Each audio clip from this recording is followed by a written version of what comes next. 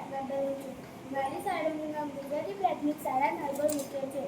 હું આજે મનુષ્યનું સ્વતંત્રનું મોડલ લઈને આવી છું. તો સૌપ્રથમ નાસિકા કોટરમાંથી શ્વાસ લેવાશે, પછી શ્વાસ નળી આવશે અને પછી ફેફસા.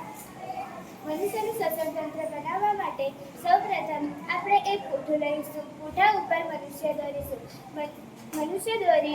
મનુષ્યની અંદર સ્વતંત્રની આકૃતિ દોરીશું. પછી તેમાં કલર કરી તેને કાપી લઈશું. પછી 3 સળી લઈશું. એક સળીને ઊભી, બીજી 2 સળીને આડી લાવીશું. એક નાની સળી લઈ બીજી સળીને તેની નીચે લગાવીશું. ઊભી સળીને નીચે તે સળીને લગાવીશું. પછી 2 ફુગ્ગા લઈશું.